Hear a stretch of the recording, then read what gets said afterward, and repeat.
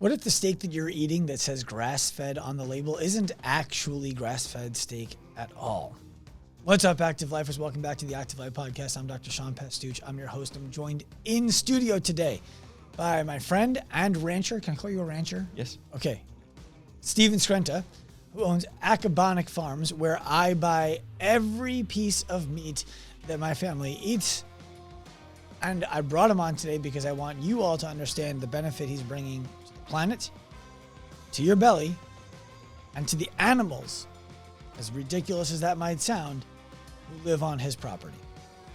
You're going to find this podcast extremely valuable. I want you to get all the way to the end and check out the show notes, because not only is this a great person, a great business, a great product, but it does a lot of good for the people who work in the company. I want you to give it a shot. I want you to try the product that he has. I want you to become a customer so that you can experience what I get out of eating these meats and feeding them to my kids, to my friends, to my family. I get $0 when you buy. I don't have an affiliate code. I'm not trying to make any money here. I really want you to have a better life. I think that it starts with the food you put into your mouth. Let's get to the show. Steven Skrenta, welcome to the Active Life Podcast. Thank you for having me. It's my pleasure. I don't know if you listened to it, but I interviewed Will and Jenny Harris from White Oak Pastures on the podcast. I listened, yeah. I appreciate that. And I was excited to interview you because you're the guy I buy 300 plus pounds of meat from every year, right? So I would love to start off by, if you could explain to people how you got started in raising animals and slaughtering them and selling the meat for a living. Like that doesn't, it's not a common thing that people are doing, especially not on Long Island. That's true. Yeah. Well, I was born and raised on Long Island. I grew up for half of my childhood not too far from here in Seaford. Okay. And then my parents moved us out to St. James, which is in Suffolk County. And I went to school in Huntington. So I've always been on Long Island. I started working, went to school and graduated in Philadelphia, and then started working in New York City. In finance, and that took me to Europe, and then back to New York, and then back to Europe for about 10 years until I cycled out of finance. I basically retired from working in that industry, and the idea was that I was going to play a more active role in raising my children. Mm-hmm. And that really worked for a very short period of time until my wife suggested it was probably a good idea I got another job.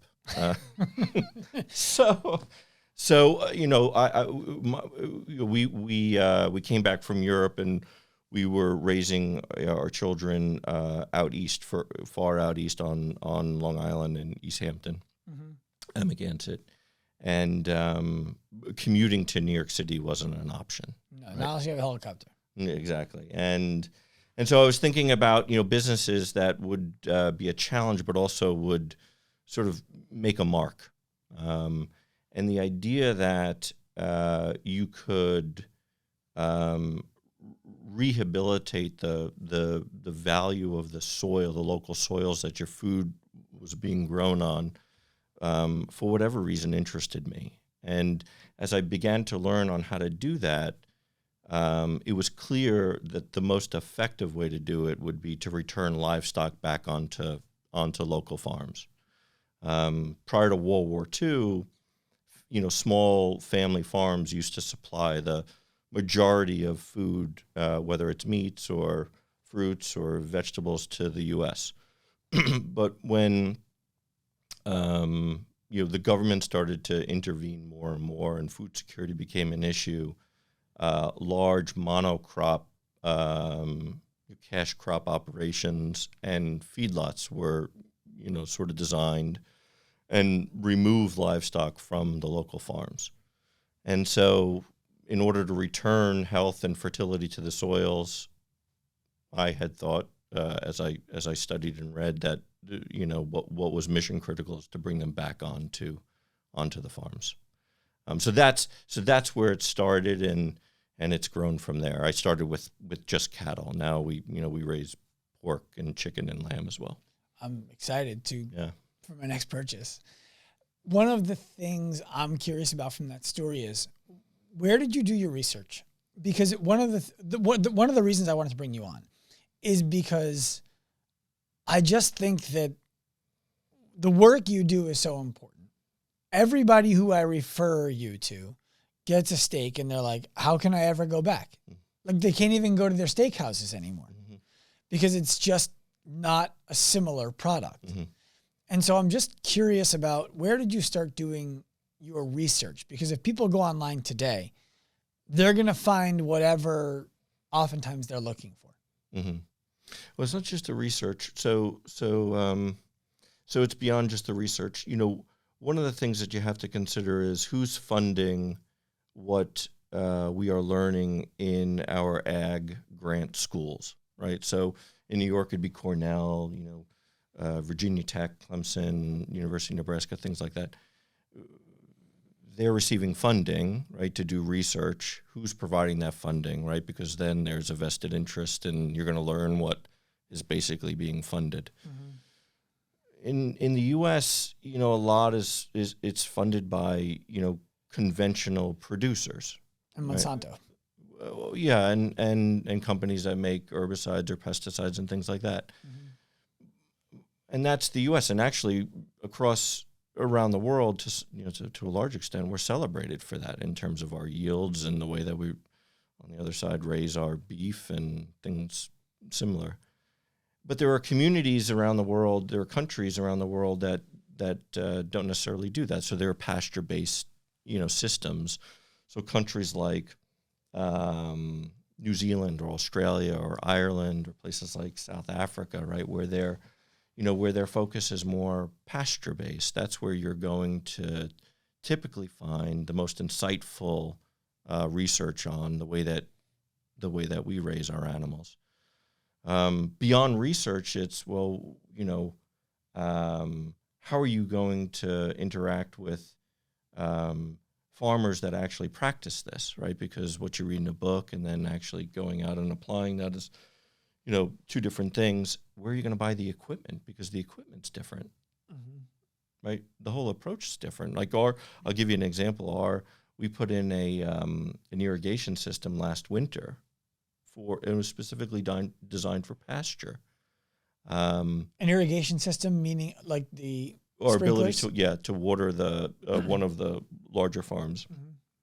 That was a system that was designed in New Zealand, right? Because that's what they need and what they use there. It's not very well known in the U.S. as yet.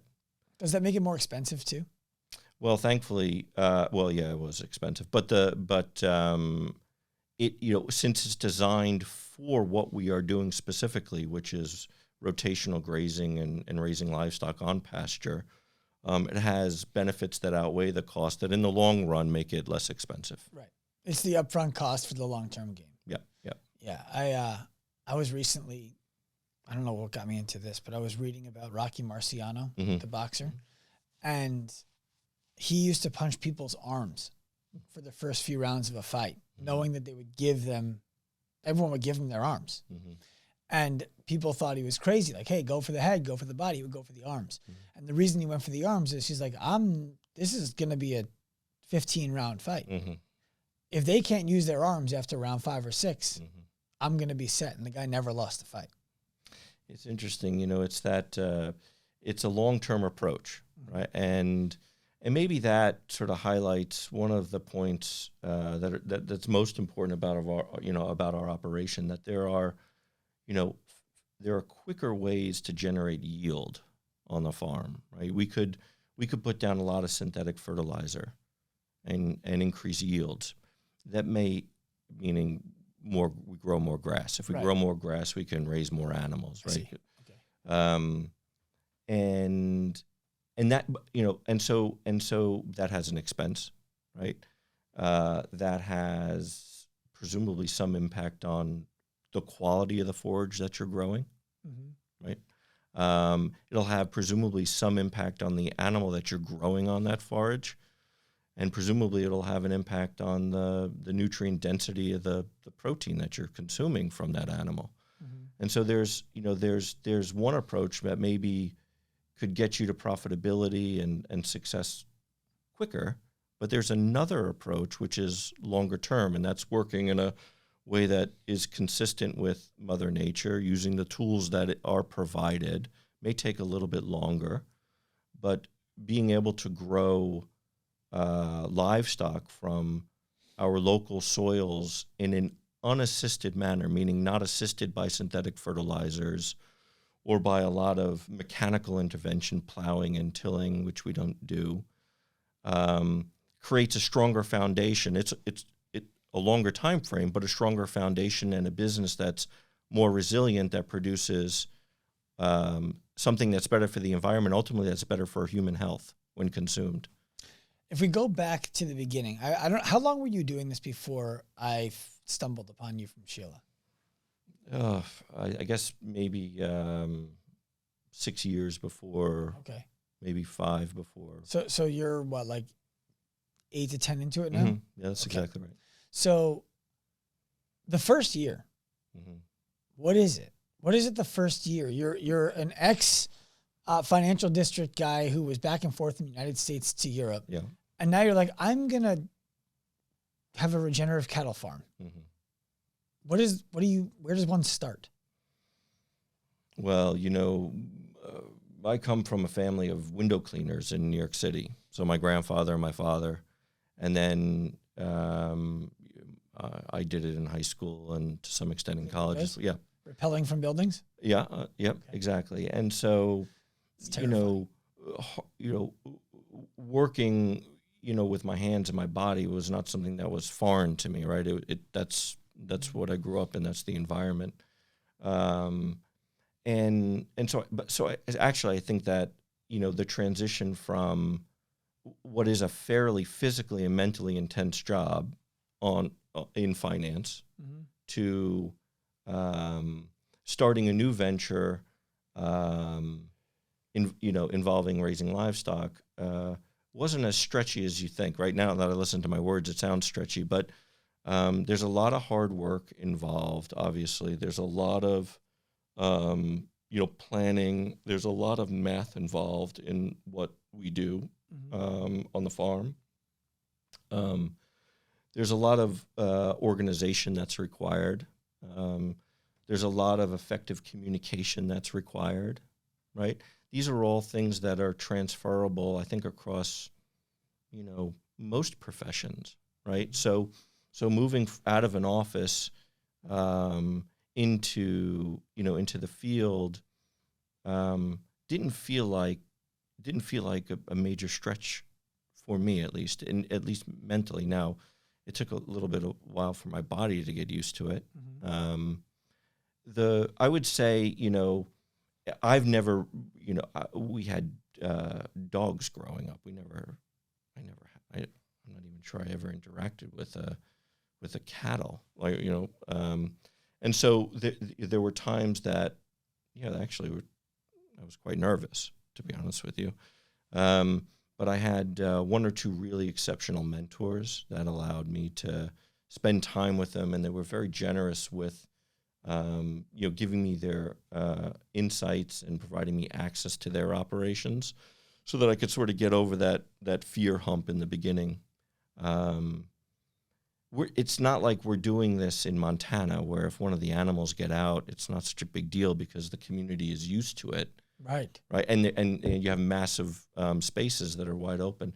We're doing this in a very sort of urban area. This is Eastern Long Island, so. Yeah. If one of our animals, were, God forbid, to get out, that would be a big, big issue. Let's have a lunch at Pierre. It would be a big issue. Yeah. And so the level of sort of care and thought that we need to put into our infrastructure and safety and everything that goes along with it, that's maybe where some of the hesitation was, but it wasn't necessarily in working with the animals. So you mentioned there's a lot of math on the Yes. farm. How much, so I imagine some of the math that you're doing is we get a cow at age X. Yes. Right? Then we want to get Y number of cows that we're going to be able to breed and X number of cows we're going to slaughter. And then we need bulls from where we're going to get all of that math to start. Do you do your own breeding?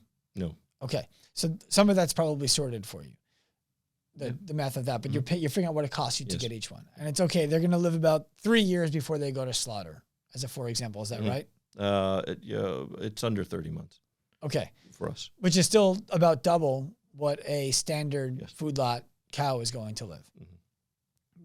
Next is how much property does each cow need for effectively a season?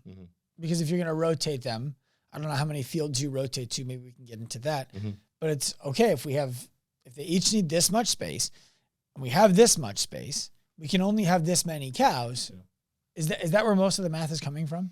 Yeah, I think a lot of that is correct. If you start from the end and work your way backwards, maybe because we're not taking our cattle to massive industrial sized feedlots, right? They would never entertain cattle from us. We're small local processing facilities that are USDA. You're talking about where you take the cows for slaughter. Yeah, so I'm starting at the end, right? The slaughter. We have to schedule those dates about a year ahead of time. Oh wow! So that means and that's a mission critical relationship for a small farm like ours, right? So if you say you're going to bring 5 animals and you bring 4, that's an issue. If you're supposed to bring them on Thursday, August 12th, and you bring them on the 13th, that's a big issue, right? You have to hit the mark with the number of animals on the day, and everything's got to go smoothly. And so from there, you build backwards, and you say, well, okay, you try to project based on the animals that you have, how quickly they're going to be putting on weight. And you typically do that on a daily basis. So, is the animal going to be able to put on 2 pounds a day of gain? Is it going to be 1.7? Is it going to be 2.3? And what's going to affect that, right? And then you have to overlay Mother Nature onto that, because sometimes it rains a lot and sometimes it doesn't rain at all. And sometimes you have issues with forage quality from other for other reasons. Sometimes you have labor issues. There's all sorts of things that go wrong between the time that you get the animal on the date of that slaughter slot. And so you're doing your best to work through a model that forecasts that, right? Your ability to do that successfully. And then you need to have discussions. We buy in calves, or so we don't cow calf. We would never be able to survive on Long Island. What does that mean? So a cow calf operation would be, you have a bull and you have a mama cow, and you put the bull on top of the mama cow and you get a calf. And you raise that calf, right, to either become, if it's a female breeding stock, right, that's your next mama cow, or you're going to raise it to basically go to slaughter and produce beef to sell. So most of the cows that you're slaughtering are male? No, they're both male and female, but they're steers, so they're castrated males, or they're heifers. They're open. They've never been pregnant females. Okay. Right. So sometimes, there are farms out there, very oftentimes, most farms, the breeding process produces more than they want to keep. And so they'll castrate the males and sell them as steers to us, or they won't keep the female to breed, and they'll sell us the open females. Got it. And so then but that supposes that you're able to build relationships with just the right cow-calf producers to get the exact right grass-fed genetics, because in the U.S., cattle are bred to be a certain size to fit a feedlot. Interesting. Well, much, much, much larger, right? Because the diet in the feedlot is very, very high in energy. So just think sugar.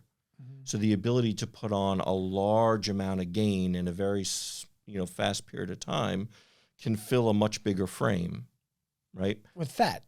Muscle and then ultimately fat. Right. I mean, you're not getting I imagine the cows you're slaughtering are what, like 1,200 pounds? No, the genetics that we target to buy, we're looking to slaughter anywhere from 1050 to 1150. Okay. Beyond that, right, if you're just doing it on grass, which is what we're doing, our ability to put a level of gain on that animal every day that is fast enough to push the fat into the muscle, which is intramuscular fat, right, which drives flavor, goes down dramatically. Mm-hmm. The bigger the frame, the less likely you're going to be able to finish the animal at a level of finish or marbling that your customers like if you're just on grass. Mm-hmm.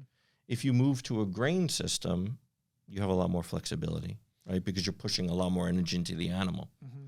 But think about it as if you're looking at a grass-fed and finished animal, you need to fatten that animal on basically a diet of vegetables, occasional fruit and vegetables, as opposed to if it's going to a feedlot, fattening the animal on a diet of, I'll just give you I'll say something to be extreme to prove the point, McDonald's 3 times a day. Right. So you'd be able to finish on a much larger framed animal if the energy load you're putting into that animal is much, much higher than grass and legumes, clover, stuff like that we have in our pasture will allow for. So we need to start with the right animal, which is a common genetic that existed in the U.S. prior to World War II. But today, because the vast, vast majority of animals that are finished in the U.S. are finished in feedlots, it takes a lot of work to find that animal, right? To find that producer. And then to find that producer that has that genetics that will work with you on having a big enough herd where it can sell you not 1 or 2, but, so we're taking, 50,000 pounds at a clip. So, much bigger loads. Because you're taking 50,000 pounds of calf, or you're taking 50,000 pounds of what will be slaughtered? No, calf. Okay. Yeah.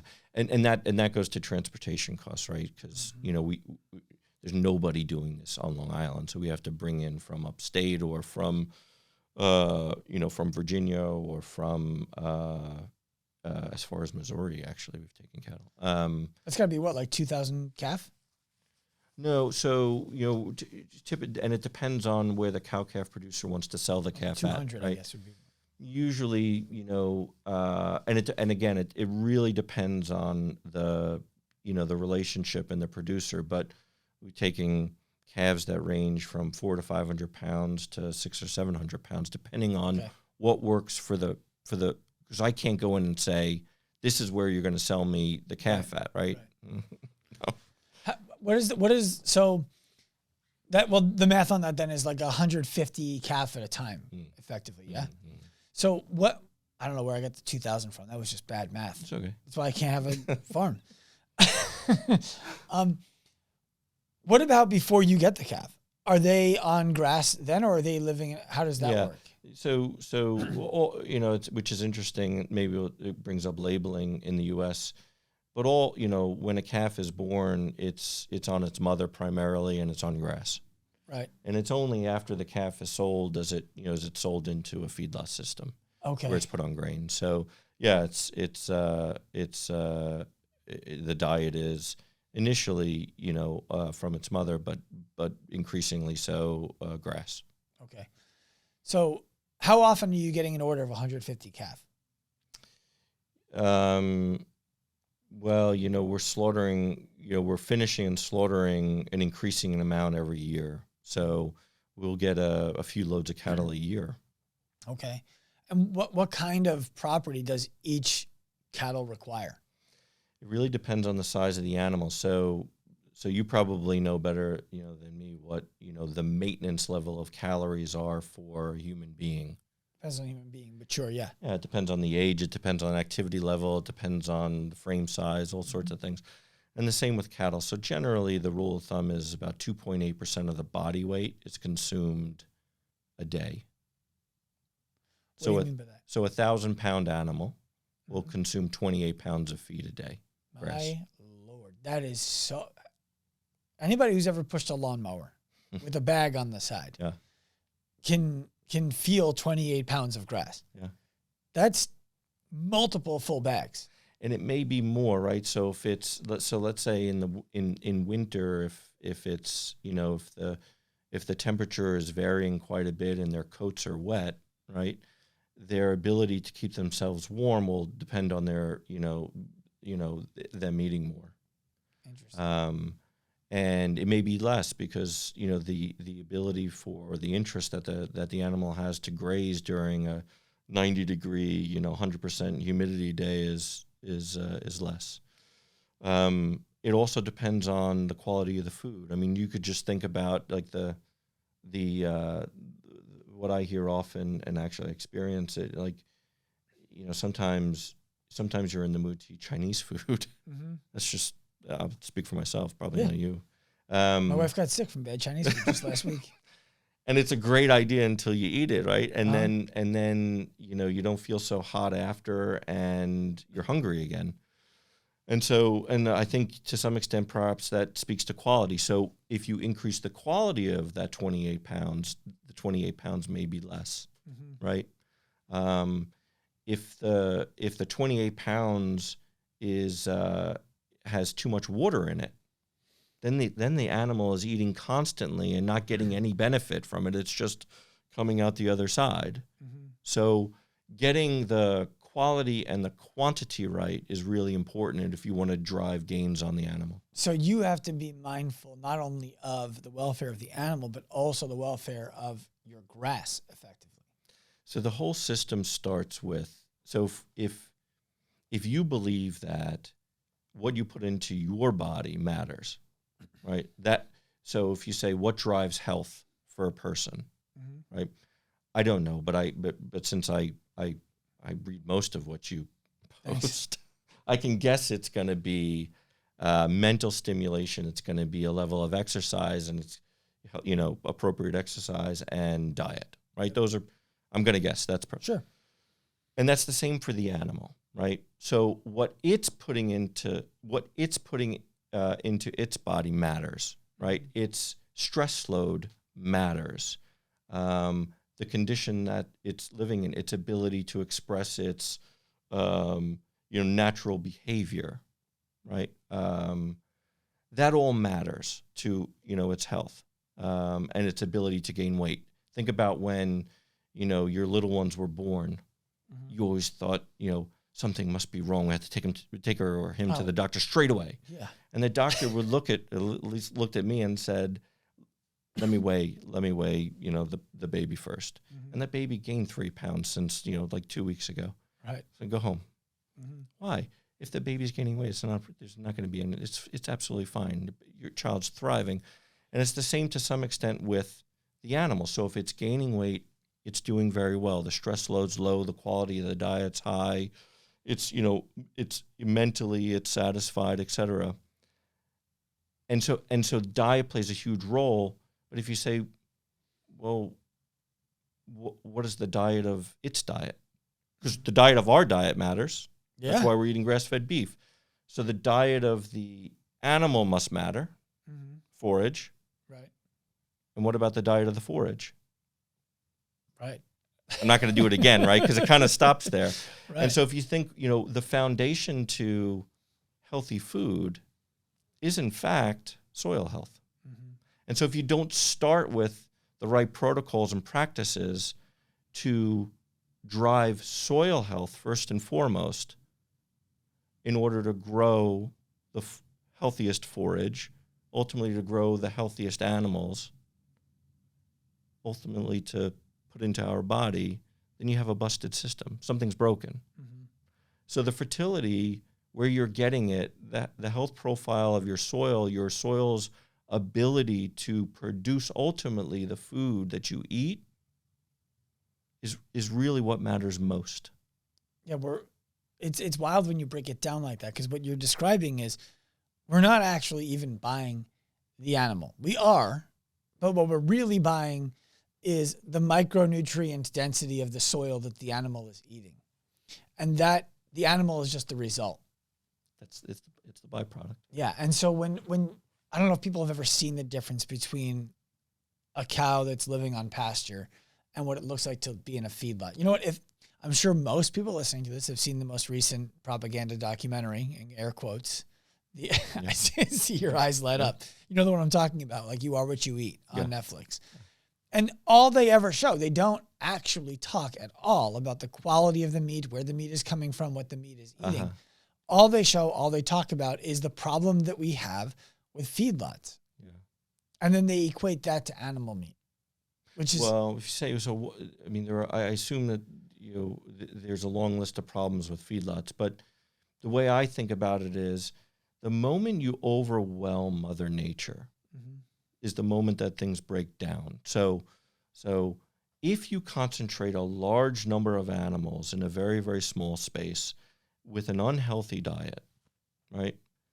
I know that there will be people that go wild if I say that, but because the ration is developed by, all sorts of, individuals that are super, okay. It's like giving everyone in Manhattan and McDonald's. Yeah. So if they're standing in their manure in a very, and urine, right? And, the issues with dust and, there's nowhere for all of that to go, right?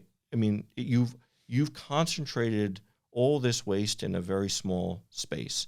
That's why you get, the health implications and the smells and all sorts of issues. If you were to come to our farm and watch how we graze, there's no smell. There are hardly any flies, right? Why? Because we're not overwhelming what nature, not only what nature can handle. In fact, we're only putting down what allows nature to accelerate in getting stronger.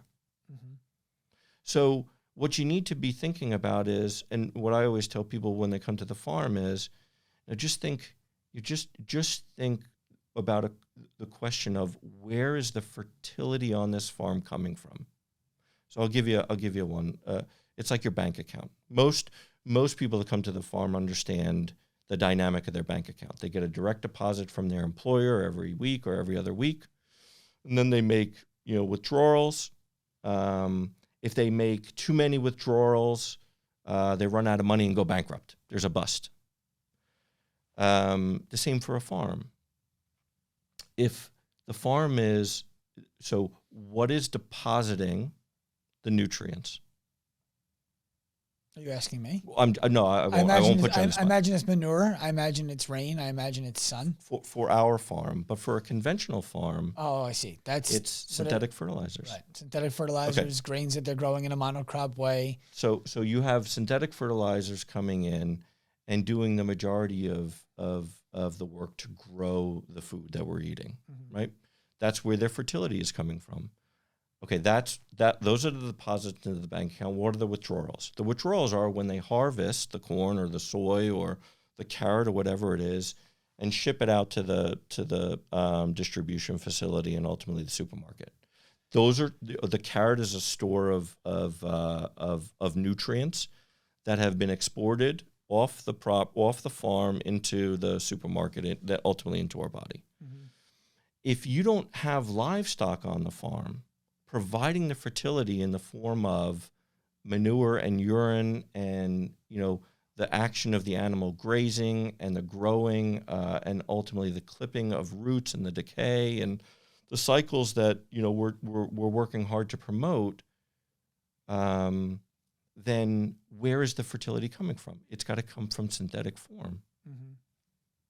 And so if you're a consumer, where would you rather, what kind of carrot would you rather eat? Would you rather eat a carrot that, I'm not saying I have the right answer, it's a question. Would you rather eat a carrot that was grown from biology in the soil in an unassisted manner without the need of any synthetic fertilizers, right? Or are you okay with, basically soil that, serves the purpose of holding a root structure up, and all of the value that's growing the carrots coming from a bag of fertilizer? Which carrot would you rather? I'd rather the carrot from the farm that has the animals dropping their manure on it, that grows the way it was meant to grow. Presumably because it would be more nutrient dense. Yeah. Right? So if you're going to pay a 30% premium for that carrot, right? Maybe it doesn't matter as much as to whether or not it was grown from a nutrient density perspective, grown locally. Maybe it's more important that it was grown in very, very healthy soil, right? Where you could understand where that farm was getting its fertility from. Do they have a big composting operation? Do they have livestock on their land? Do they keep, do they avoid plowing and tilling, which damages soil health? And a number of other factors, right? That farm will be promoting soil health, and their need to buy these purchased inputs, fertilizers, and ultimately, because that's a very unstable situation, need to buy herbicides and pesticides because they have a pest or a weed issue, right?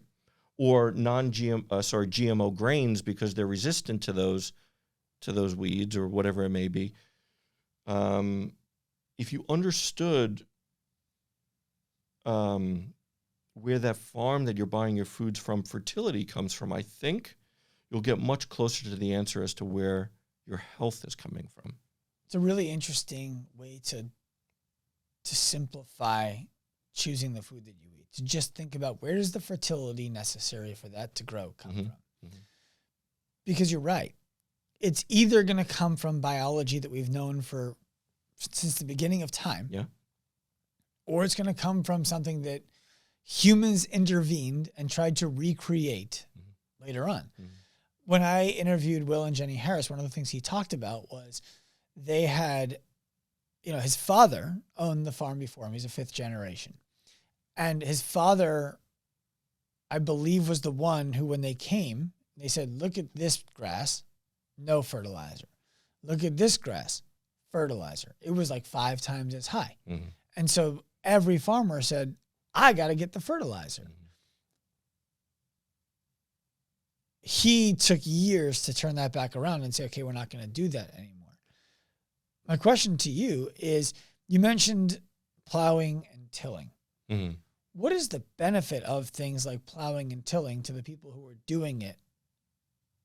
Because if we know it has a negative effect too, which I'm curious about what that is, I want people to be able to understand, why are people doing it and why is it damaging?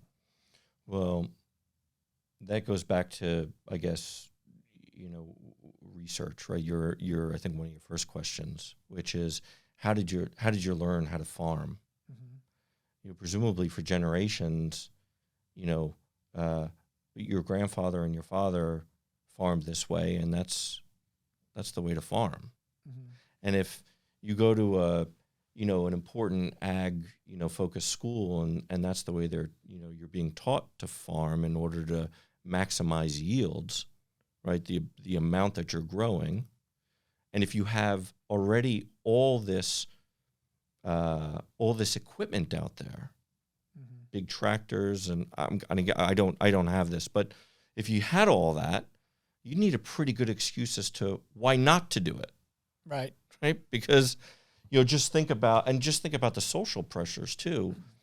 I farm on Long Island, so I don't really have any social pressures. I'm the only one doing. There are other farmers. There are a lot of other farmers here, but it's not like my neighbors criticizing the way I do things because it's a homeowner. It's not. Well, the difference I want to give people some context there. Yes.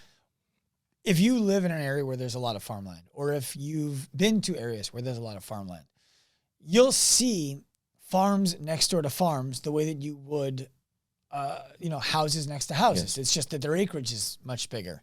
There's big parcels, 5,000 parcel acres, or acre parcels. On Long Island, I haven't been to your farm yet. I need to come. but it's farm, residential area, small city, and then maybe another farm. But it depends on how far out east you get on the island. If you're west of St. James, where you were talking about before, there are no farms. No.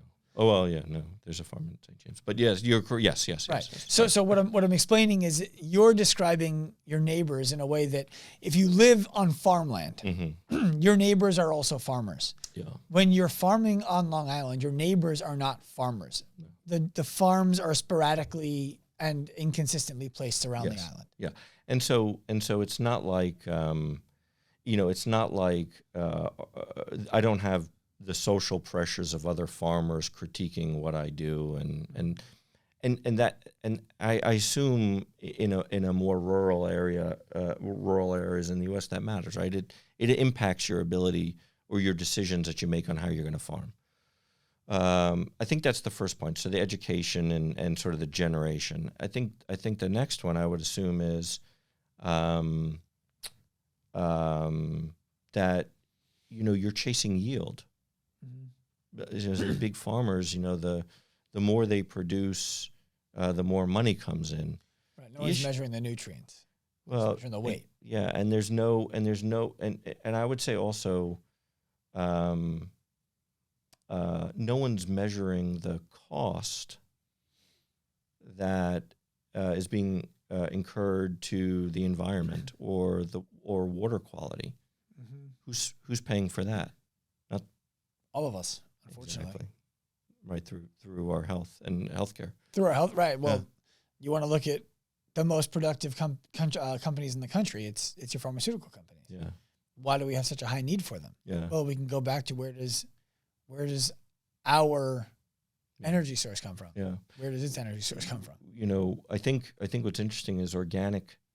The label organic has some value, right? Because there's a premium that you're going to pay in order to get a premium product. And that's the case, in fact, if you're getting a premium product. But how much, when you go to the supermarket and you look at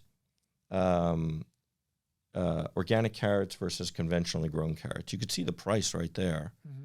But but is the level of nutrient density, the nutrient value, can you read those as well? No, you should. Well, but you can't. I mean, that doesn't exist. I know. Right? And so when you're a farmer and you're chasing yields and you're saying, well, maybe organics may be a little bit different, but the nutrient density of where I'm growing is not what's getting me paid. Right. That's another reason to do it. The other reason to do it is if you believe that transitioning from conventional to regenerative, right, which is something I just described in terms of our operation, you're going to take a financial hit by doing so in the short term. And it's speculative if you think it's going to benefit you in the medium and long term, right? So, and there's a lot of execution there. But if you've got big mortgages on your property or on your equipment, and you may not have the financial flexibility to weather that dip, right? And so I assume there are financial considerations that are being thought through on why you're farming conventionally and regenerative. I think in defense, we consume a lot of food. Too much. And there's a big question as to whether or not, and I suppose it's fair, very fair, whether or not we could satisfy the demands of consumption if we didn't have large conventional farms, right? So food security generally, right, as well as I assume politically, right, is really important. Well, if we yes. And one of the things Will said on the podcast is, I'm not here to save the world. I'm here to save White Oak Pastures. But when you do the math, my wife and I would eat one order of 1/2 cow in about a year. Mm-hmm. So what we're looking at is one cow Mm-hmm. is effectively sustenance for 4 adults for almost a year. Mm-hmm. We don't have to eat it in a way that is so unsustainably satiating when the meat has the nutrient density that we need it to have. When we're being conscious about our health, it's not about gorging on it. It's about respecting the animal, right? Because I imagine a lot of the reason why we go through so much food is because we have so much waste. You don't need to order a 16-ounce steak. It's a lot. All that to say, I don't know the math of that sustaining everybody, but I'll tell you a funny story. You know Larry also. Larry, I think, is, yeah. So we're walking on the boardwalk one day in Long Beach, and I was in a bad mood. The next day I had to fire somebody, and I asked Larry to go on a walk with me and try to talk me out of it. I was like, I need you to, if you can't talk me out of it, it has to be done. Yeah. But I want to consider all the reasons I might be wrong. Yeah. So I was in a bad mood. And this woman stops us. There's like 5 of them, men and women, all in black. And she says, do you want to hear about the largest genocide going on that nobody's talking about? I was like, you know what? I do. I'm in the mood for it today. The long story short is she was obviously advocating for, quote, animal welfare, where, we shouldn't be killing animals. Everyone should go vegan. Yes. And I just started asking her math questions about the sustainability of that. Yeah. I said, what are you going to tell the people who live in that high rise over there about where they're going to get their vegetables and their fruits from? Are they going to get it from monocrop agriculture? We're going to kill the voles. We're going to kill the squirrels. We're going to kill the snakes. We're going to kill the birds. Is that the plan? And she said, well, everybody should have their own farm. I said, great. So what are we going to tell the people in a high rise building who have a 4-foot by 6-foot terrace? Yeah. How are they going to eat off of that? And the whole thing just breaks down. Yeah, practicality of it breaks down. Yeah. Right. So when you talk about, I don't know if we would be able to sustain if everybody ate the way that you're talking about, I think we can't sustain the way that we're doing it now. True. And the bigger fear for me, frankly, is losing all of our topsoil in the next 20 to 50 years. And then it turns to, well, the only place we can get food now is places like yours. You can't meet demand. It's insane. And we have to, how long did it take you to turn that land back into usable land? Years. Right. So we need everybody who has a conventional farm today to decide, I'm going to go this way. And even if they did, we have to wait years until there's food supply for the American population. That's scary. Yeah, just listening to you, I was thinking, all of the, all our ability to subsidize farmers in the U.S. is very high, right? It's very subsidized. Government subsidies. You're talking government about. Subsidies. If you could work on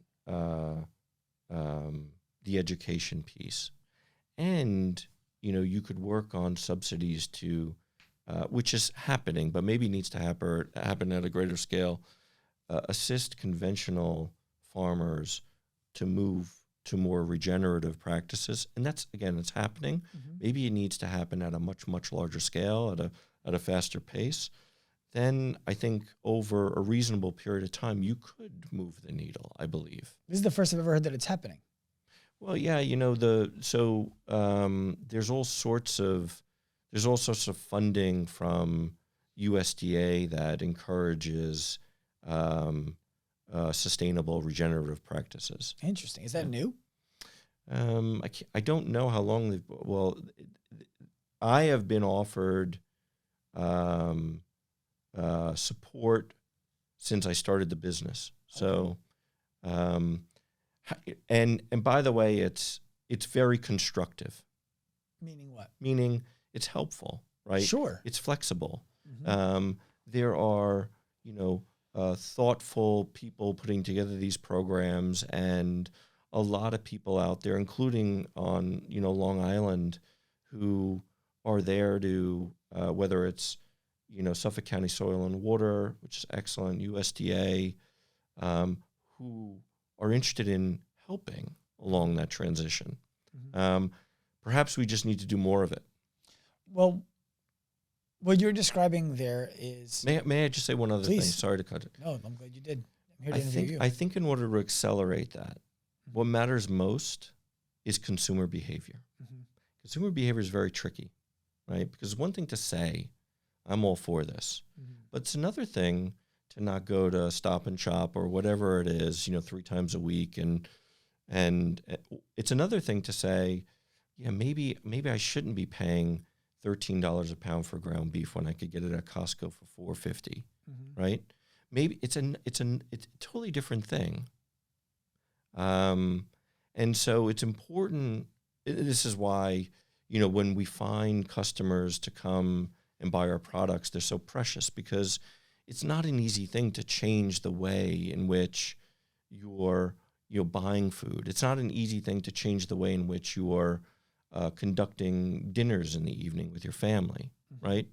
But all those things matter to that point that we were just talking about, right? If we were all more focused on what we're eating and where it comes from. When I say what we're eating, I'm not talking about a steak versus chicken. I'm talking about, the fertility of the soil and the ultimately productivity of the forage of the beef that grew on it, right? What we're eating and where it's come from. Is it coming from, is it coming from Australia? Is it coming from the U.S.? Is it coming from the same county I'm living in? Mm-hmm. Can I support that local farmer in making him or her more successful financially so that they can further invest in their business and grow that business? That's the consumer behavior that needs to change, I think, in order to move the needle in the U.S. That's more easily said than done. It is. And when you talk about Australia, there's companies like Butcher Box out there that, they are providing you a high quality meat. There isn't something wrong with getting it from Australia, but you should know it's Australian meat, most of it. I'm not saying all of it. Yeah, they disclose that. Yeah, I know they do. Yeah. But they're not advertising it. They disclose it. Yeah, they disclose. There's a difference between advertising Australian meat straight from the outback to your plate. You can make that sound great, but they don't. And I'm not saying they're a bad company. I've worked with them. They do a fine job. One of the things that I think you do really well is make your product accessible to the everyman. It is more expensive than going to the grocery store and buying a steak. It's similar in price to going to the butcher and buying a steak. But I buy a half of a cow from you a year. I could buy a full cow. I just would have meat sitting in my freezer for an extra 6 to 8 months, and I don't want to do that. I could buy a quarter cow.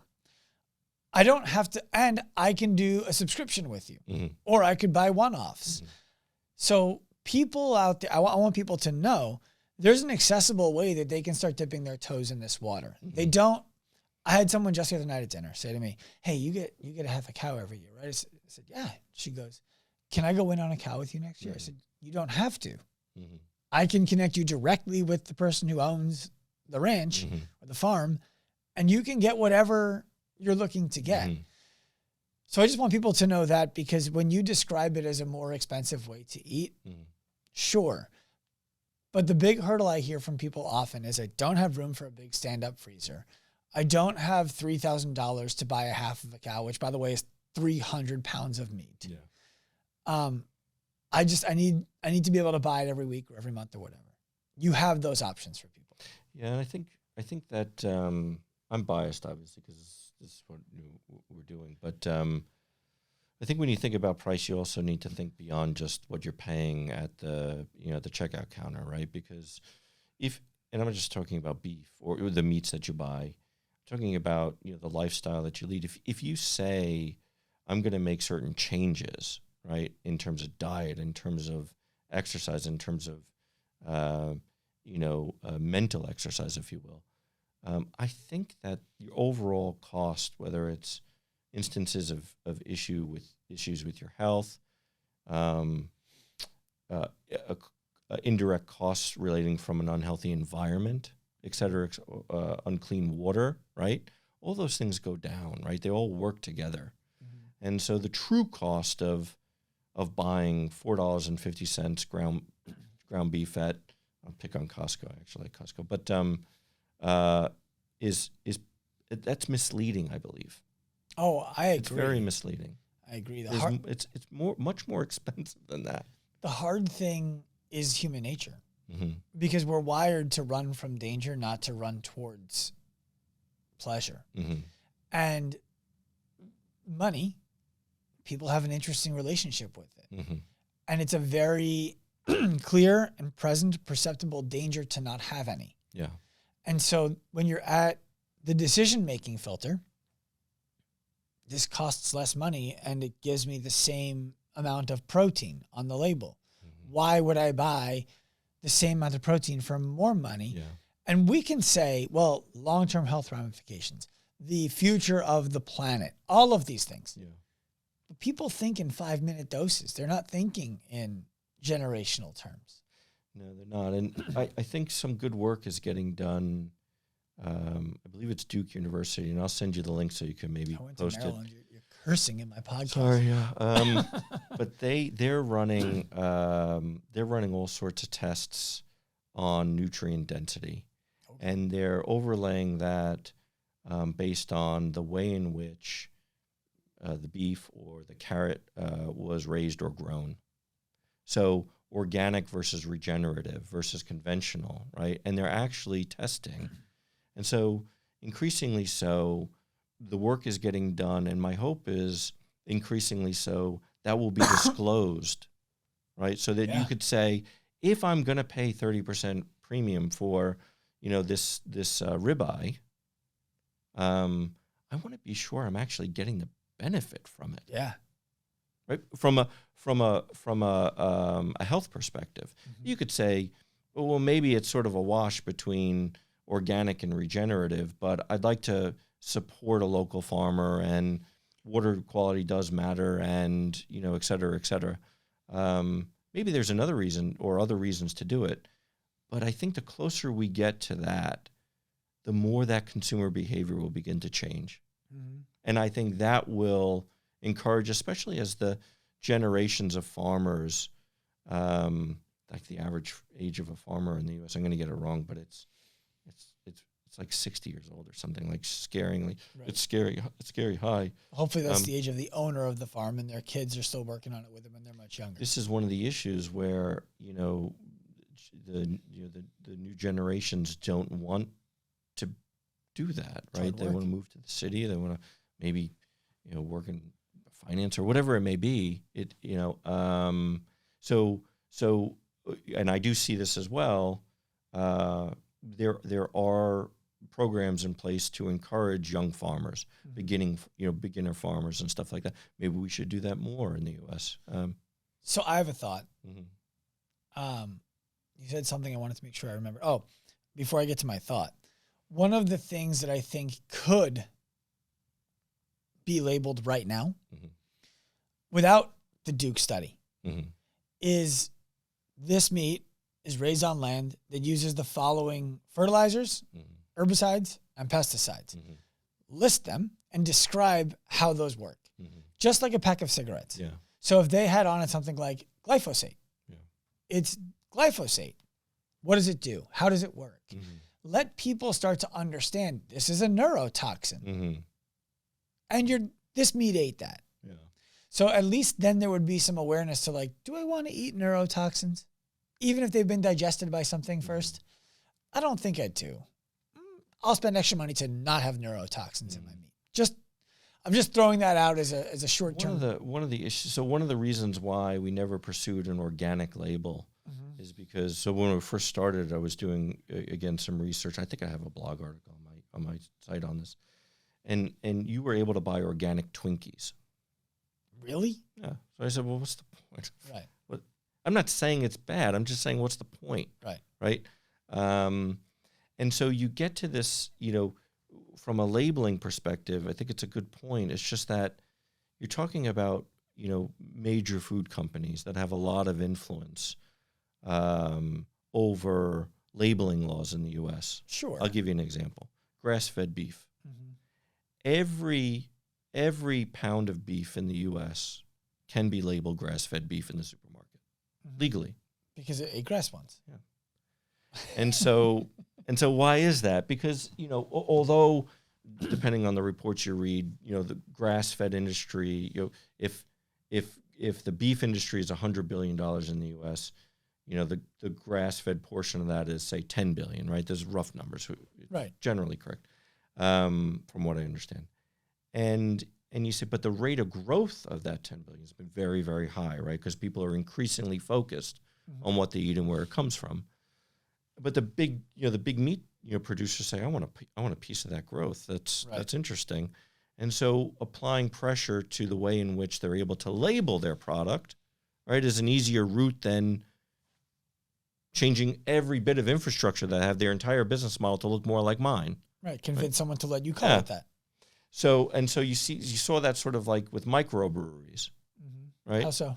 Well, I mean, when years ago, when microbreweries were just sort of becoming, interesting, the big beverage producers said, this is just a fad. It's not a big deal.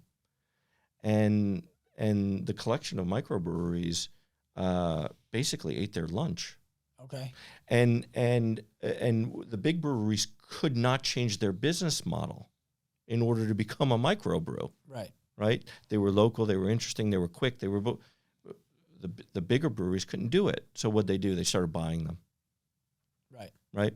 And so you have big meat producers who I don't know, right? But I'm going to guess they're looking at this.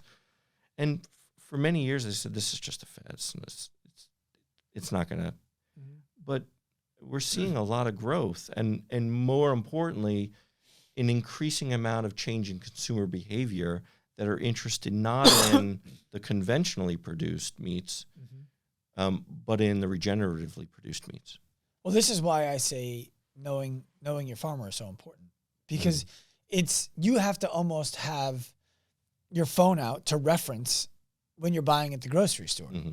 Oh, this is organic. This is grass finished. Oh, this is grass raised, grass fed. This is grass fed and finished. This is pasture raised. Like what do all of these mean? How do I know if I can trust them? And do they need to have all 4 labels on? It's a game. Like it's difficult for people to do. And when you know the person you're buying from, one of the things that when I started buying from you was the biggest selling point, not that I was shopping around, but was the biggest selling point was you dropped the meat off at the house and you were like, come down to the farm anytime you want. I'd love to show you around. Yeah. There's nothing to hide. You're not going to take me to somebody else's farm, right? I'm going to show up on your land. I think that there's a level of intimidation. So if okay, I'll go to the farm, right? Or you'll come to the farm. Are you going to know what questions to ask? Are you going to know when you see something that probably seems out of place? So know your farmer is important. What I would love, your listeners to hear is know your farmer, but at least you know that key question to ask, which is where you're getting your fertility from, right? If you don't see livestock being, on the farm, right? If you see a lot of plowing and tilling and, you don't see a big composting operation. You now know enough where you could say, I'd like to understand what's powering the fertility in the soil. Is it organic fertilizers? Is it conventional fertilizers? Maybe no fertilizers. Right. Synthetic, animal. Yeah. And once you understand that, and it's a basic but critical thing in my mind at least, then you'll understand if I think it's the right farm for you. I want to give you the thought I had, and then I have a few more questions for you about your operation. You're a finance guy. You have the experience. Is it not a good idea for both you and the world for companies like yours to start buying up these other places that already have some profit on them, but maybe will be difficult to sustain long term unless someone with real business acumen steps in? So it's either going to be you or it's going to be Purdue. Isn't it better for everybody if you buy them? My hope is that Yeah, perhaps. But it's to some extent, to be fair, it's easier to say, there's a level of success when you're small like we are. The level of success when you're much, much larger and being disciplined and, and respecting sort of where, what's made us a bit successful so far increasingly becomes difficult as you grow, right? That's one thought. The second thought is I hope and I'm always willing to have other farmers come, and I'll open the books and we'll walk through our infrastructure and we'll walk through what's working and what's not working and show them the business model. Hopefully that they can replicate it and improve upon it, right? And that to me would be an effective way of increasing the acreage that's being farmed regeneratively, right? So if it's me muscling or burning capital in order to make this business model finally work, and I could give that to someone else to use and improve upon if they're interested, I think that would be great. I think it would too. I think my mind just keeps going to, it's either going to be Bill Gates and Purdue buying all of our property and putting stuff on it that none of us really wants to eat, or it's going to be someone else who has the wherewithal to say, okay, we don't need one big farm.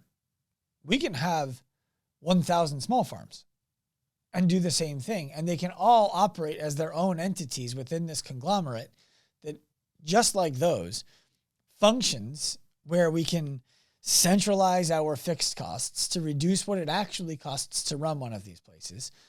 We can get better pricing on all of the product that we need to bring into the farm. Mm-hmm. We can create a distribution house where everything's happening on time. Mm-hmm. It just feels to me, because I've spoken to several farmers, not on the podcast, it's just you and it's Will and Jenny. It just seems like big agriculture is fighting with weapons, and small agriculture, where we need thriving to happen, is fighting with sticks and hands. Yeah, so let me, maybe I could just try to be incremental to that. That war is over, right? Okay. So it's all conventional, right? So it's already been bought, mm-hmm. and it's already in conventional use.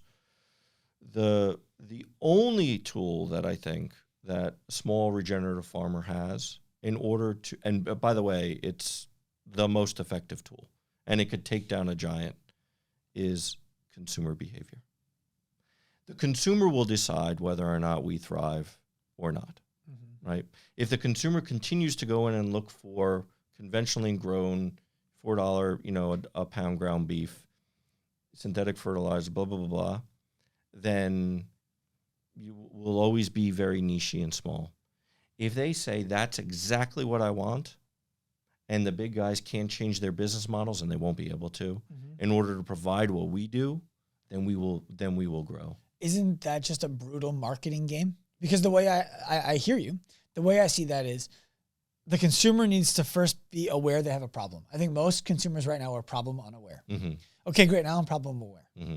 Then they have to be aware of solutions. Mm-hmm. They're solution unaware. Mm-hmm. Like, you go from being totally unaware to problem aware to being solution aware, and it happens incrementally. And you know why it's so easy? Why it's so effective is because, how many people, and Long Island, New York, is it's densely populated, right? Mm-hmm. So there are a lot of people here. Mm-hmm. How many people on Long Island have actually seen a cow? Yeah, very few. Okay. How many people have ever really thought about soil health? And so, from my perspective, when you reconnect individuals to what they're eating and where their food has come from, when you make that, and by the way, I believe that's a desire that's deep in every one of us, mm-hmm. right? We want that, right? Because somewhere in there, it's in our best interest to be connected to what we're eating and where it comes from. Mm-hmm. So the work to separate the consumer from the actual farming has been very effective over the years. Yeah. The closer we get the consumer back to the local farm, back to asking the questions, back to wanting to know where their food is coming from and how it's being grown or raised, the more effective that marketing will be. Right? There won't be a marketing. It'll just be a consumer movement to it. Mm-hmm. Now, it's got to work, right? Because, if you improve your diet, you expect to feel better. You expect ultimately your medical bills to be lower, right? So, in addition to your diet, I assume you're going to advocate for, proper exercise. Mm-hmm. I assume others would advocate for, proper mental health, because that's an important component of it. So that's all got to work. And once people feel that, and by the way, there are other countries where it's working better than the U.S., I think you'll see a big rush to the type of agriculture we're working on at Acabonac Farms. I agree with you, and I think people overestimate how simple it could be. Look, I know I'm fortunate to be in the situation that I'm in. I live in the town where my business is. But I want people to just hear this as the simplest way that you can do anything. Like, you can start it like this. If you're eating a real food diet, just really simple. Everything you eat is real. You don't have to worry so much about the quantities of what you're eating. Like, let's just start simple. It's real food. Mm-hmm. The next thing is, if you can walk to work, let's pretend you can't walk to work. If you can go on a 20-minute walk twice a day, mm-hmm. you're 90% of the way there. Mm-hmm. I'm not worried about how much you squat or bench mm-hmm. or sprint. You are 90% of the way there, because that walk is going to create mental health. Mm-hmm. The food is going to create nutritional health. And the walk is also going to aid in cardiorespiratory health and even some muscle health. Mm-hmm. And when you're doing that, what happens is you don't have to be told to go do resistance training. You want to. Mm-hmm. It's a gateway. You don't mm-hmm. have to do all the things at once. Mm-hmm. So just to put that out there. Yeah, no, I think that I think, and what's great about podcasts, I think that there's this information that's allowing, or the format is allowing this all to be much more accessible, right? Mm-hmm. Okay, I'll go to the farm. What's the point? Like, I'm not going to know what I'm looking at and things like that. But just after listening to, maybe even hopefully a few minutes of this, you'd know, okay, well, it is about the soil health and fertility. So that's what I'll ask about. Or, a 20-minute walk to work. Okay, well, it doesn't matter how much I'm eating. If I'm eating a massive amount of very, very healthy food, that's probably moving in the right direction. Yeah, well, you're probably not going to be able to eat a massive amount of really healthy food. It's all self-limiting. So I think that accessibility, and that, and maybe it's encouraging people to have the confidence to just give it a shot, because it's very doable. Yeah, it's very doable. How difficult was it for you to add chicken, pork, and lamb to your farm? So lamb was relatively, so we use electric fencing. Okay. So it's a mental barrier for the animal. It's not a physical barrier. So the perimeter fencing at all of the farms are just basically 4 strands of electrified wire. Mm-hmm. I get shocked almost on a daily basis. But it creates enough of a mental barrier where the animals don't breach it. Right. And that's one. And the second one is we used it's called high density polyethylene. It's basically a plastic and freeze and thaw, and it's somewhat flexible. So we have watering points across all of our farms. So with those two things, you could raise cattle. Those same two things will allow us to raise lambs, right? Lambs respect the hot line, and if we're rotationally grazing, we have to put water in front of them as well. Chickens, chickens are the most difficult. I bet. And they're the most popular. The beef is the most popular right now, but I could see our pasture chickens are becoming extremely popular. Well, so well priced. I was looking. Yeah. I don't know how you do that. Yeah, well, we just started this a season and a half ago with them. And when I first started this business, I had this idea, I think it was like Kevin Costner, if you build it, they will come. Well, no one came. So, I'm not lying. Which is terrifying, right? Yeah. It takes time. It takes time. And, you think you're going to build the next Google, and then you realize it's not going to be that, and it's kind of shocking to your system. But I think that to some extent is human nature. And so with the chickens, we started off small, but we basically wanted to break even on them to build, some momentum. With the infrastructure that we have, because we're on Long Island, we don't have, they're on pasture. They're on the same pasture as the pork, the lamb, and the beef. So that's good. We don't need more land. We could use the same water. And because we don't have predators necessarily on Long Island, we have a fox or two. Some birds, maybe, I imagine. Some hawks, and actually have a bald eagle on the farm. So we have to worry about that a little bit, but not as much as... They're not taking out 30 in a day. No, we haven't had a big... And we use electric netting around it because we already have the farm electrified.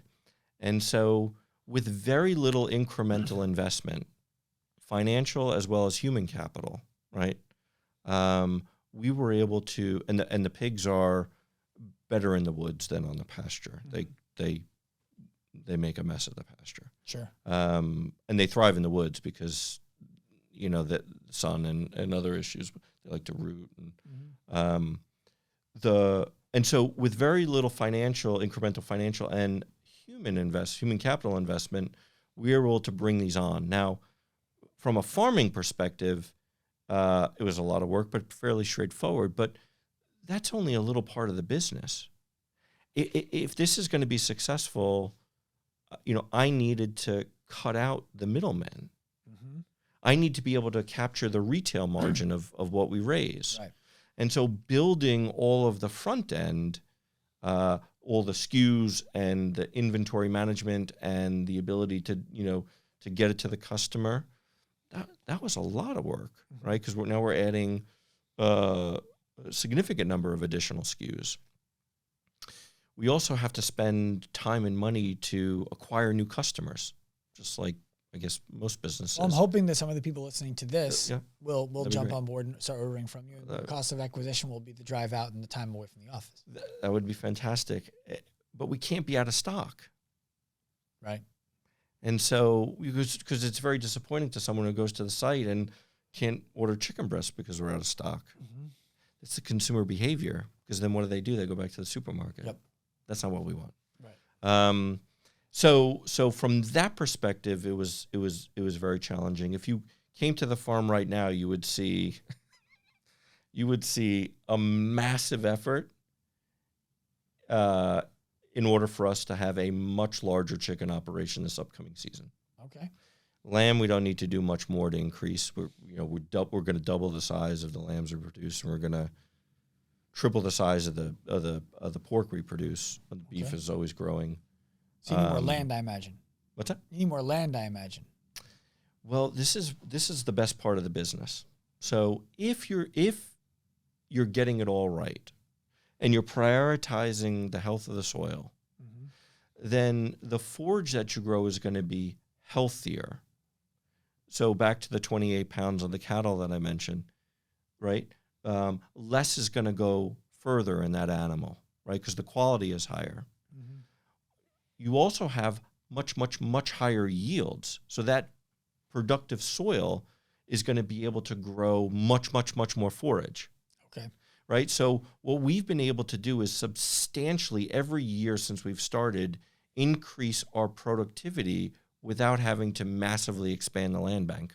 Okay. So it's like every year I'm renting or leasing additional acreage without having to do that, because the productivity, right, on a very, very strong foundation that's working consistent with Mother Nature is doing that for us. Right, I see. So you're getting a multiplier of production It's on a each piece huge of property. multiplier. And that's that from conventional to regenerative. Remember I talked about that dip, and then you need to weather a bit of a storm, and then the productivity, at a much, much lower cost, because you're not buying all the herbicides and pests. We've never bought any herbicides and pesticides.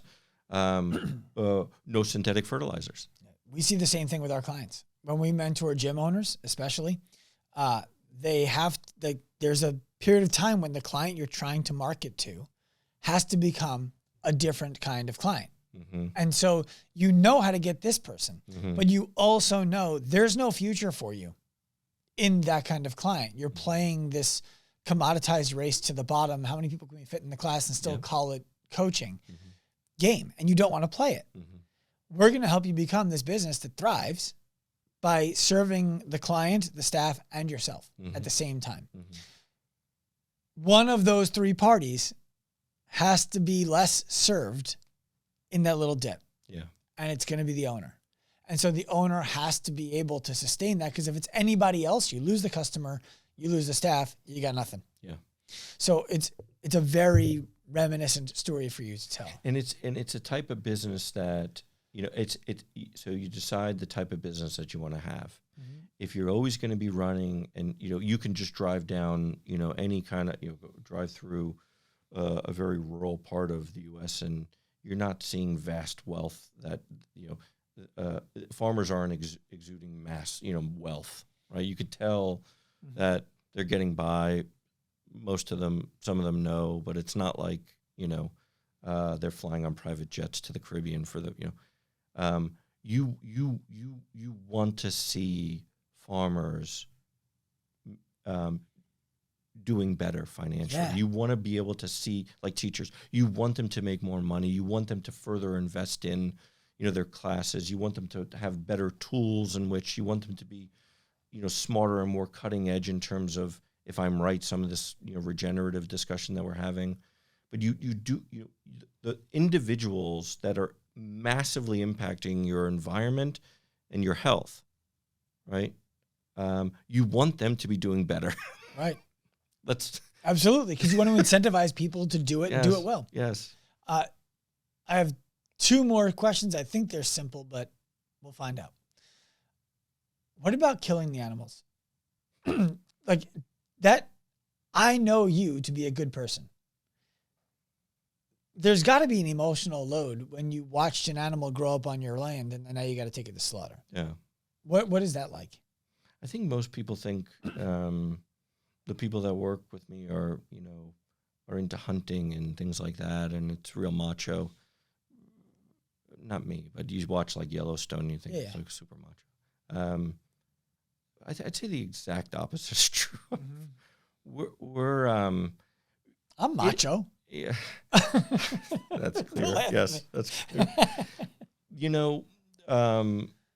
You say you don't want to become attached to an animal or animals, but these are animals that you're spending a fair amount of time with, right? And so you have no choice but to recognize certain personalities. And right there, it becomes very, very difficult. Now I'll say, it is easier to not become attached to chickens than if a chicken were big enough, it would eat me. Right. Exactly. Than cattle. It is easier to get attached to pigs than cattle, right? For me, there's a difference. Now, that is very discouraging for a lot of people to hear when they're trying to decide whether or not they're going to eat meat, right? Because the moment you hear that, you say, I'm a vegetarian. Right? So, and I respect that, and I get it. On our farm, I am part of every slaughtering event. Now, we don't slaughter animals on the farm. If we're going to sell the meat to the public, it's got to be done at a USDA facility, so we take them off the farm. But certainly the day before, we prepare the animals in terms of being able to transport them. And during that time, it's always very quiet on the farm, and we there's no raising voices or hooting and hollering like you see in the movies, or certainly no cattle prods or anything like that. There's nothing of that. It's all very, very quiet and respectful, and we do most of moving the animals just where we position our bodies. Before we leave for the day, before they're going to go to process, we always take time to thank the animal. Now, that may sound corny, but for us, it really matters, right? Mm-hmm. I think that if you reconnect yourself to the animal that's being raised, you have a much greater respect for the food that you're eating, mm-hmm. right? And I think that's very, very important, because you must respect the sacrifice that animal's making. Yep. Then there are things that we can do to reduce the stress around the event. I'll give you some examples, and maybe you want to cut this out. It's up to you, but it's part of our business. We load, and I'll just talk about cattle. We load the cattle at about 3 a.m, right? It's in the pitch dark. Mm-hmm. And we do that because we've got to get over 2 bridges, 2 bridges in order to bring them to a slaughter facility. And we don't want those animals sitting in, the heat on the Long Island Expressway, mm-hmm. Over the Throgs Neck and the George Washington Bridge. Right. The road noise is less, right? It's a stressful event for an animal to go into a trailer. Right, it's sense. A stressful event, for them to hear road noise. And so we try to do that. It's a stressful event when it's super hot on the LIE.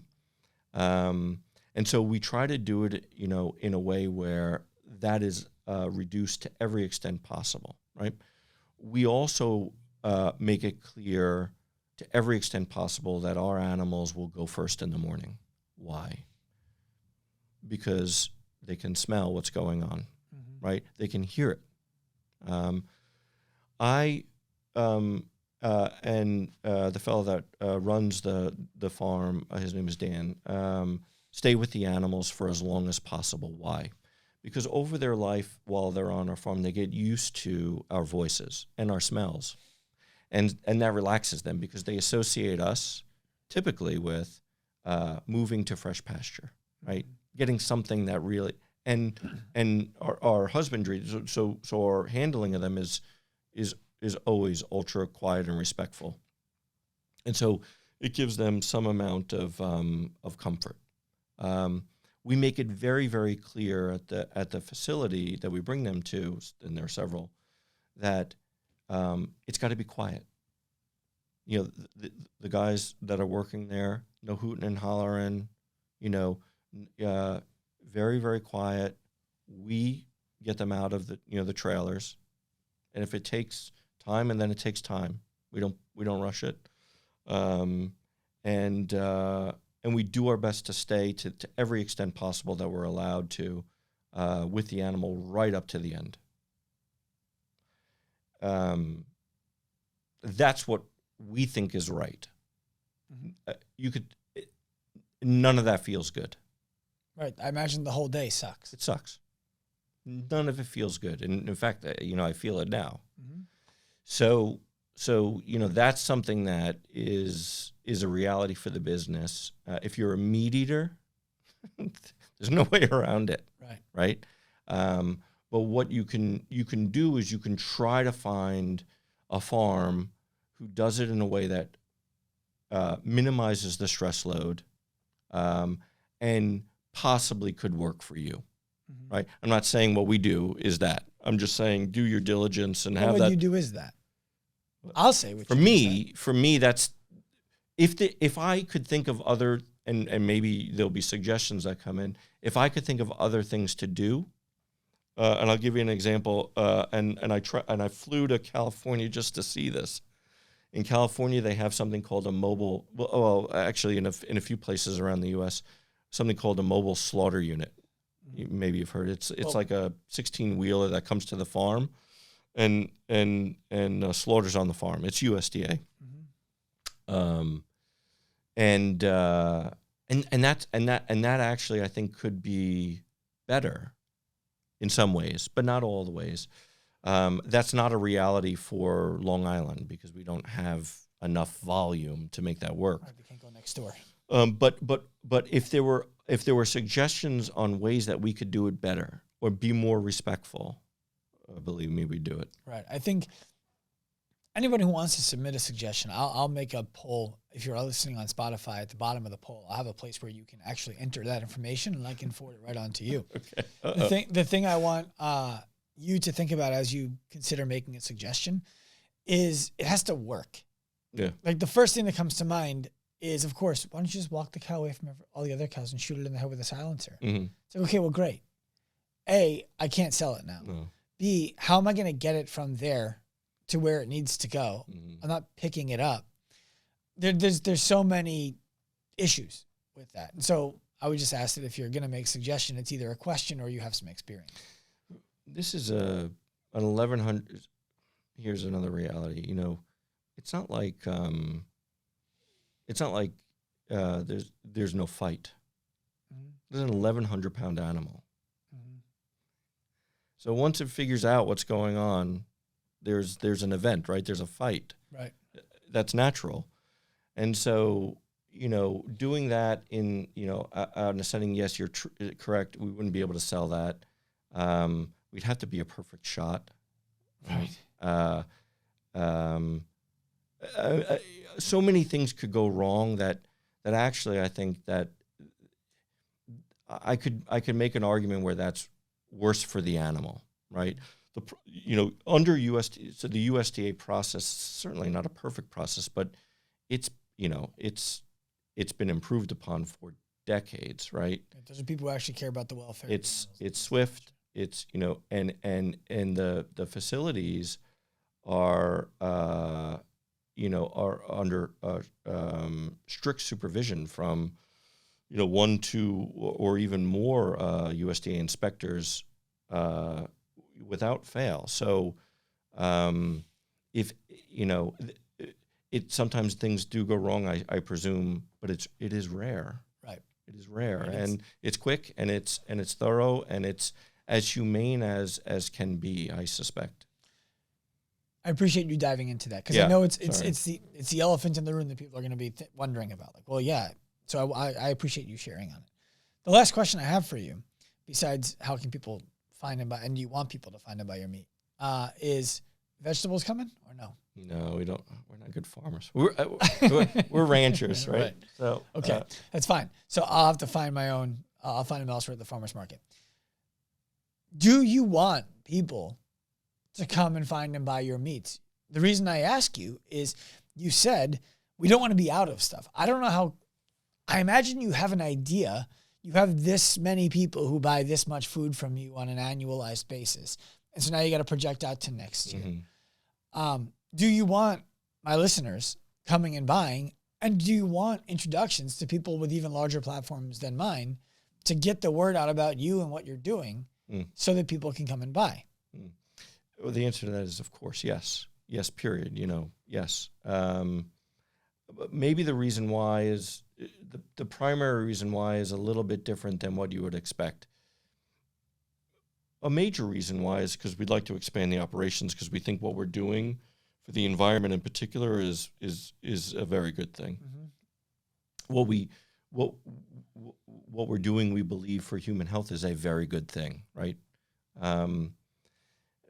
Very close second to that is I want a better opportunity for the people I work with at the farm, right?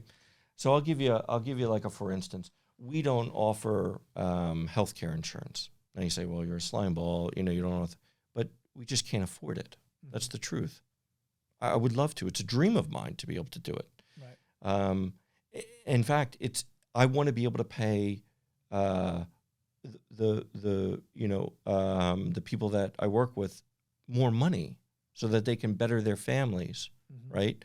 I want to pay more people that are interested in coming into this field more money, right? To me, that's really important for the business.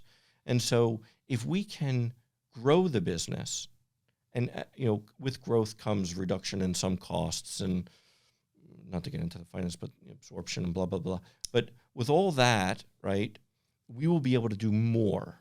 And so for in addition to the first two I mentioned, for that reason in particular, I would love to be able to grow this business in an aggressive way.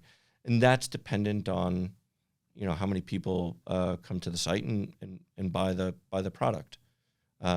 We have been managing growth fairly well. It kind of spiked, as you probably could imagine, during COVID. I mean, in a big way, and it never dipped. It kind of kept growing from there. So we were lucky. But because once you go this way, you can't go back. Our customers, are very, very loyal. They seem to stick around for a very long time. But that event, what it did was, maybe two things. One, it showed me, and this makes me a little bit upset, what fear does to the buying behavior, which I think is very scary, right? So that to me, it was something that I learned that I've never experienced before. The second thing it did was it forced me to invest heavily in the technology to better manage inventory. And there's technology out there to do it, and we have it. And so we're doing our best to manage that growth in a profitable way. It's not like we're venture funded. It's not, we don't have bank loans or all this other stuff, right? We're doing this from initially from my capital, but the capital that the business is generating now, and that's what I want. That to me is the financial sort of equivalent to working with Mother Nature, right? You do things appropriately, you grow profitably, and if you do it right and you take care of the customer, and you educate to some extent yourself and your customers along the way, I think there will be the right growth. I want people just to hear my testimony to you, your company, your foods. When I first tried to order from you, you wouldn't sell to me. You said, I want you first to try the meat. Yeah. Because once I sell you a load, I can't take that back. Right. And I want to make it's different. If you haven't eaten grass-fed beef that's entire life lived on pasture, it's a different kind of meat than you've ever eaten. Yeah. And so you insisted, even though I said I have, you insisted, I need to send you a few cuts. Yeah. Make sure you like it, that you understand how to cook it and all this kind of stuff. I just thought that was so responsible. It was a gate between me disrespecting the animal that you were talking about the whole podcast. And I thought that was so cool. Since I started buying from you, I haven't bought a steak from the grocery store. I've been gifted really expensive steaks from butcher shops, and they're good. Mm-hmm. But I'm like, it's not what I'm getting at my freezer. It's just not. And everybody who I refer you to has the same experience. Everybody I send your way says, you ruined steak for me because I can only buy it from Steven now. Well, there's a book out there, I think it's called Steak, and I believe the author is Schatzker. I think I'll send you a link so you can post it. And it's a journey that a man takes in order to find the most delicious steak in the world. He travels the world, finds it. And what I took away was from that book, and maybe I just I've twisted it in my mind because that's what benefits me. But what I've taken away is that when you eat a steak that is finished on grain in a feedlot, you can fatten that animal at a rate that marbles it to the point where it's graded prime, right? Its diet will have been let's say a big chunk of it will be corn, and so when it's prepared, you have and that fat on that animal will take on the flavor of the diet. That's just nature. And so when you eat that steak, it'll have a sweet taste. Corn. It probably has been cooked in a lot of butter and salt. And so you can have a steak in New York. We're talking about a conventional steak in New York or San Francisco or Miami. That's graded prime, conventional. It's pretty much going to taste the same. It's going to have a popcorn taste. I don't mean to ruin it for your customers, but now when I eat it conventionally, because that's when you go to a restaurant, even some of the, and I go to them. I like it occasionally. I taste the popcorn. There is a reason why there are some regions in the world that grow better wine than others. And hopefully, right, and I'm not, this is not an area where I'm expert, but I can guess that it has something to do with soil, right? It has something to do with, probably altitude and general weather and moisture levels. And because of that area that it's grown in, you can produce something that, a grape that is grown all around the world, you could produce something that is truly special because it's unique, because of the environment that it's grown in. When you move into 100% grass-fed animal, you're taking on those local flavors. And so very occasionally we've had people call us, and you could tell that they're elderly. And you could hear almost a shake in their voice saying, I haven't had a steak like this since I was a child. Because that's the way it used to be. And all of a sudden now you can, that protein's taking on the local flavors. And to me, that's brilliant. So you can get there's a ceiling to how great a conventionally grown steak is going to taste. And it's really tough to get a grass-fed and grass-finished steak to be as good at that top level. It takes a lot of execution skill. It takes perfect grass and perfect grazing and maybe the environment. But then there's going to be some environments and some grazers who can take it above. And when you can find that, right, and consistently, because it's hard to consistently do that with all these variables, then you can, then you will know, oh, this is a really excellent big bottle of Burgundy, and I taste the difference now. I get it, and you can that will come through in the steak, and I think that's really interesting. I used to say, with you, if you're going to buy a quarter, a half, or a whole, you need to taste it. And I think it's important because it's an investment. But I also have learned that the labeling issues in the U.S. where people think they're getting something, they've never tasted 100% grass-fed. I agree. They just have never done it. I had an argument, actually I think it was 2 days ago. I have had it. You don't know you've had it. Well, yes, it says it on the label. Well, that's not the reason why you should feel confident that you've had it. When you taste it, then you'll know. Because it'll be very different.